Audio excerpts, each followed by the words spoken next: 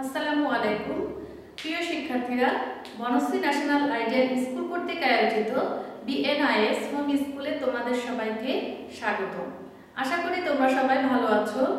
আমি ফারজানা রুবি, সহকারী শিক্ষক, বনশ্রী ন্যাশনাল আইডিয়াল স্কুল। আজকে আমি অষ্টম শ্রেণীর বাংলাদেশ ও বিশ্ব পরিচয়ের একটি ক্লাস নেব। আজকে আমাদের ক্লাস নাম হচ্ছে 7। এখানে আমার ফেসবুক আইডি, মোবাইল নাম্বার দেয়া আছে। আর তোমাদেরকে আরেকটু বলে দিচ্ছি, আজকে আমরা যে টপিকটা নিয়ে আলোচনা করব সেটার কোনো এসডব্লিউ থাকবে না। এখানে কোনো এসডব্লিউটা নেই। আজকে তারিখ 20/20/22। তো আমাদের আজকে আমরা যে অধ্যায় 1-এর পাঠ 6-7, যেটা আমাদের মূল আলোচ্য বিষয় নিয়ে আলোচনা করব, তোমরা একটু দেখে নাও সবাই। আমাদের হচ্ছে অধ্যায়ের নামটা আমি একটু দেখিয়ে দিচ্ছি, সবাই খেয়াল করো প্রিয় শিক্ষার্থীরা। অধ্যায় 1, ঔপনিবেশিক যুগ ও বাংলার স্বাধীনতা সংগ্রাম। এর আলোচ্য বিষয়, যেটা নিয়ে আমরা আজকের মূল আলোচনা করব, পাঠ 6 এবং 7। ঔপনিবেশিক শাসনের প্রতিক্রিয়া, বাংলার নবজাগরণ ও ব্রিটিশ বিরোধী আন্দোলন। এখানে আমি পর্ব 1 লিখেছি, যেহেতু এই টপিকটা একটু বড় তাই আমরা এটা দুইটা ভাগে ভাগ করেছি। তো আজকে আমি পর্ব 1 পড়াচ্ছি আর অন্যদিন পর্ব 2, এটার বাকিটুকু পড়াবো। তো চলো প্রিয় শিক্ষার্থীরা, আমরা আমাদের মূল বইয়ের আলোকে, আমাদের বোর্ড বইয়ের আলোকে, তোমাদের বইয়ে হচ্ছে 8 এবং 9 পৃষ্ঠায় আছে, দেখো খেয়াল করে, সবাই খেয়াল করে দেখো তোমাদের বইয়ে পাঠ 6 এবং 7। এখানে বলেছে ঔপনিবেশিক শাসনের প্রতিক্রিয়া, যেটা আমরা আলোচনা করব। প্রথমে দেখো, ইংরেজরা তাদের শাসন পাকাপোক্ত করার লক্ষ্যে দেশীয়দের মধ্য থেকে ইংরেজি শিক্ষায় শিক্ষিত একটি অনুগত শ্রেণী তৈরিতে মনোযোগ দেয়। 1781 সালে ওয়ারেন হেস্টিংস কলকাতা মাদ্রাসা প্রতিষ্ঠা করেন। এর একটা বাড়তি লক্ষ্য ছিল চাকরির সুযোগ সৃষ্টি করে রাজ্য হারানো ক্ষুব্ধ মুসলমানদের সন্তুষ্ট করা। এরই ধারাবাহিকতায় হিন্দুদের জন্য 1791 সালে প্রতিষ্ঠা করা হয় সংস্কৃত কলেজ। ইংরেজদের উদ্দেশ্য সাধনের পাশাপাশি আধুনিক শিক্ষার সংস্পর্শে এসে স্থানীয় মানুষের মধ্যে নতুন চেতনার স্ফুরণ ঘটতে থাকে। বহুকালের প্রচলিত বিশ্বাস, সংস্কার, বিধান সম্পর্কে তাদের মনে সংশয় ও প্রশ্ন জাগতে থাকে। হিন্দু সমাজ থেকে সতীদাহের মতো কুপ্রথার বিরুদ্ধে রীতিমতো আন্দোলন শুরু হলো। বিধবা বিবাহের পক্ষে মত তৈরি হলো। এদেশে এ সময় জ্ঞান চর্চার সীমিত কিন্তু কার্যকর জোয়ার সৃষ্টি হয়। ইংরেজ মিশনারি স্যার উইলিয়াম কেরি খ্রিস্ট ধর্ম প্রচারে কর্মভূমিকা ছাড়াও নানা সামাজিক কাজে নিজেকে যুক্ত রেখেছিলেন। তিনি বাংলা ব্যাকরণ রচনা, মুদ্রণ যন্ত্র প্রতিষ্ঠা, সংবাদপত্র প্রকাশ, স্কুল টেক্সট বোর্ড গঠন সহ গুরুত্বপূর্ণ কাজের পথ প্রদর্শন করেছিলেন। এরই ধারাবাহিকতায় ইংরেজরা উচ্চশিক্ষার জন্য সারা দেশে স্কুল প্রতিষ্ঠার পাশাপাশি কিছু কলেজও স্থাপন করে। অবশেষে 1857 সালে উচ্চতর শিক্ষা ও গবেষণার প্রতিষ্ঠান হিসাবে কলকাতা বিশ্ববিদ্যালয় প্রতিষ্ঠিত হয়। 1821 সালে শ্রীরামপুরে মুদ্রণ যন্ত্র স্থাপনও বাংলার মানুষের মনকে মুক্ত করা ও জাগিয়ে তোলার ক্ষেত্রে আরেকটি পথ খুলে দেয়। এর ফলে বই পুস্তক ছেপে জ্ঞান চর্চাকে শিক্ষিত সাধারণের মধ্যে ছড়িয়ে দেওয়া ও স্থায়িত্ব দেওয়ার পথ সুগম হয়। এ সময় সংবেদনশীল মানুষের নজর যায় সমাজের দিকে। সমাজের অনাচার নিয়ে যেমন তারা আত্মসমালোচনা করেছেন, তেমনি শাসকদের অবিচারের বিরুদ্ধেও কঠোর ভাষায় সমালোচনা করেছেন। বাংলা ভাষার সংবাদপত্র প্রকাশ করে জনমত সৃষ্টিতে এগিয়ে আসে অনেক। রাজা রামমোহন রায় ও ঈশ্বরচন্দ্র বিদ্যাসাগর সমাজ সংস্কারে হাত দেন। ডিরোজিও বিদ্যাসাগর প্রমুখ অবাধে মুক্ত মনে জ্ঞান চর্চার ধারা তৈরি করেন। আবার বিদ্যাসাগর, বঙ্কিমচন্দ্র, মাইকেল মধুসূদন ও রবীন্দ্রনাথের হাতে বাংলা ভাষা ও সাহিত্যের বিকাশ ঘটে। বাংলা সাহিত্যে মীর মোশাররফ হোসেন, শরৎচন্দ্র চট্টোপাধ্যায়, কাজী নজরুল ইসলামের অবদানও ব্যাপক। বাঙালির এই নবজাগরণ কলকাতা মহানগরীতে ঘটলেও এর পরোক্ষ প্রভাব সারা বাংলাতেই করেছে। ঔপনিবেশিক শাসনামলের আধুনিক শিক্ষা ও জাগরণের আরেকটি দিক হলো দেশপ্রেম। দেশপ্রেমে উদ্বুদ্ধ জাতীয়তাবাদী চেতনার বিকাশ।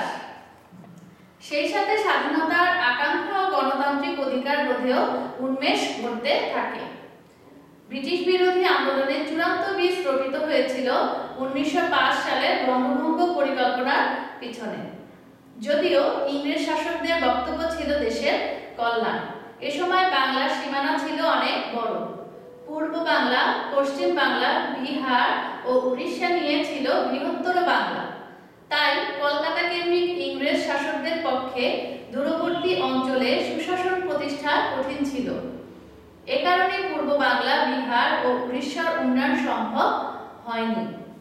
ইংরেজ ভাইসরয় লর্ড কার্জন 1903 সালে প্রস্তাব রাখেন যে সুশাসন প্রতিষ্ঠার লক্ষ্যে বাংলাকে দুভাগে ভাগ করা হবে।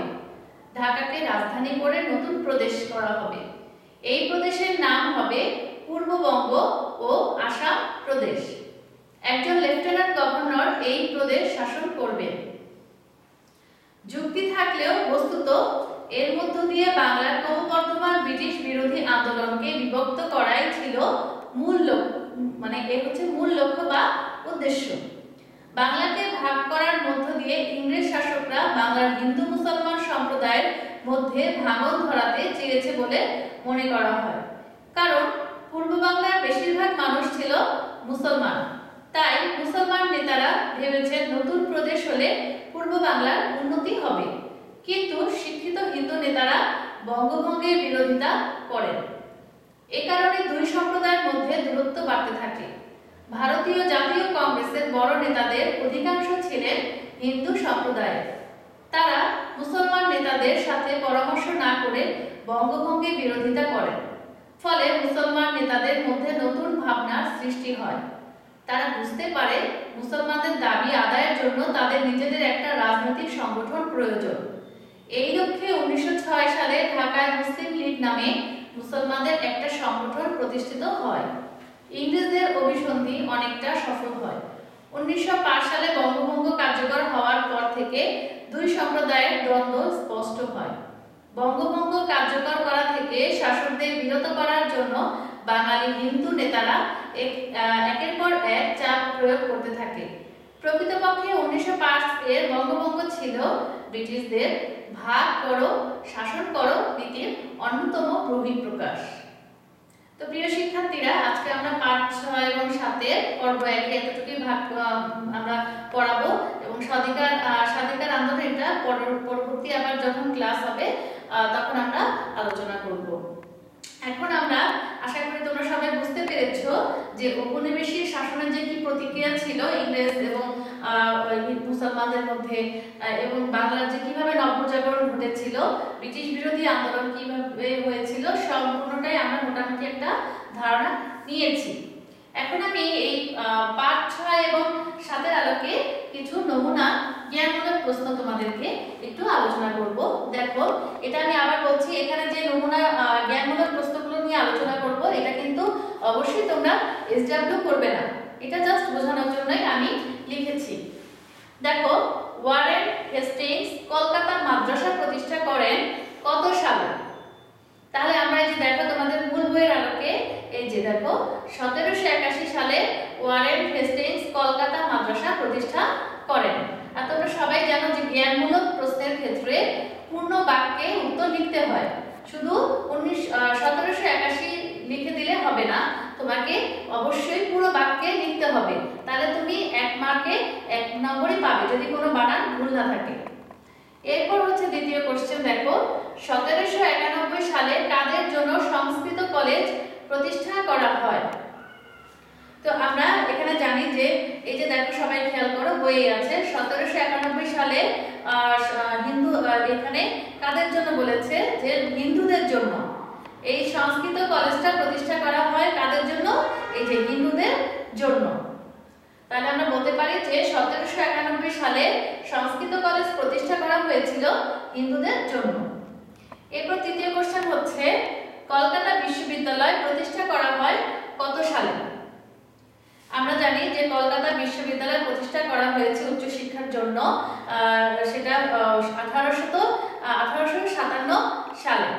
কলকাতা বিশ্ববিদ্যালয় প্রতিষ্ঠা করা হয় 1857 সালে। এরপর দেখো চতুর্থ কোশ্চেন, কারা সমাজ সংস্কারের কাজে হাত দেন? মানে কোন কোন ব্যক্তি সমাজ সংস্কারের কাজে নিজেদেরকে নিযুক্ত রেখেছিলেন, অর্থাৎ সেটাই বোঝানো হয়েছে এখানে।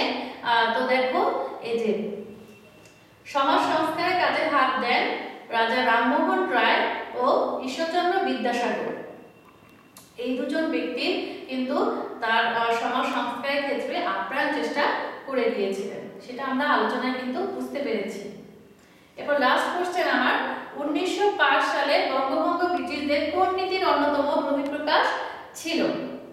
তাহলে আমরা এখানে লাস্টের প্যারা থেকে দেখতে পাচ্ছি যে 1905 সালে বঙ্গভঙ্গ ব্রিটিশদের যে নীতি, মানে কোন নীতি, এই যে দেখো খেয়াল করো, ভাগ করো শাসন করো নীতি, ভাগ করো শাসন করো নীতির অন্যতম বহিঃপ্রকাশ ছিল। তো আজকের এইখান থেকে আমরা কিন্তু যে কিভাবে জ্ঞানমূলক প্রশ্নের উত্তর লিখতে হয় আশা করি আমরা বুঝতে পেরেছি।